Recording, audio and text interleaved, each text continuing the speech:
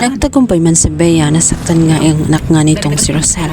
Subalit dahil sinisingil naman siya sapagkat ang karma ay nasa kanyang tabi lamang.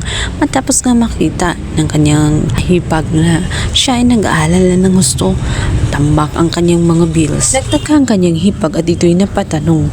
Di ba itong isang araw lamang ay nagabot sa kanya ang kanyang Kuya Chris? Papanong marami pa rin siyang hindi nabayaran.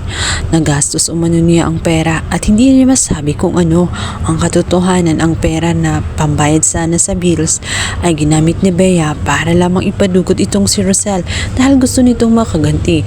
Hindi niya papalagpasin ang sakit ng kanyang nararamdaman. Yun lang ang tanging makapagpasaya sa kanya.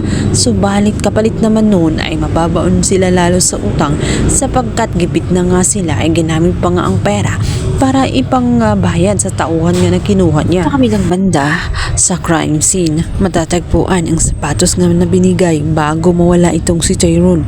Naaalala ni Chris na yun ang sapatos na pinaka-limited edition na binigay niya sa kanyang anak na si Tyrone. Matapos nga matuklasan na anak niya itong si Tyrone. Sisimula pa lang na bumawi itong si Chris, ngunit ngayon, ganun ang nangyari dito kay Tyrone. Hindi na siya makita 24 hours nang lumipas, kaya naman nag-aalala na ang lahat. Higit sa lahat na nag-aalala din itong si Madam Jacinta, lalong-lalo na at ipinasa na nga niya ang corona niya dito kay Tyrone. Ang iisip ni Madam Jacinta na maaring may kinalaman si Darius dahil iyon nga ang may malalim na inggit pagdating kay Tyrone sapagat batid niyang hindi niya matanggap na walang makukuha itong si Darius. Hindi nila alam ang totoong nangyari. Walang ibang may gawa kundi itong si Bea. Dahil nga sa galit niya na hindi niya kayang palagpasin, talagang ginantihan niya ang pakaisanan niya ay si Rosel.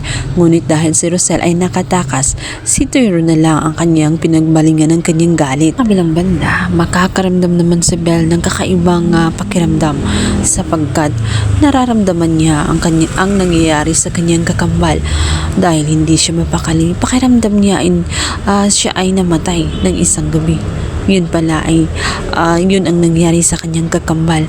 Nag-aalala si Malu, subalit naiintindihan niya ang pakiramdam ni Belle sapagkat nga magkadugtong sila ay magkakambal. Hindi na mapagkakaila ang lukso ng dugo ng kanilang nararamdaman. Iisa ang kanilang ama at ina, kaya natural lamang na tela mababagabag din at mag-aalala din itong si Belle dahil nawala ang kaniyang kakambal. Nais man sabihin ni Malu ang katotohanan kay Belle, ngunit hindi pa yun ang tamang oras dahil wala din siya sa karapatan upang pangunahan ang desisyon nga nitong si Chris.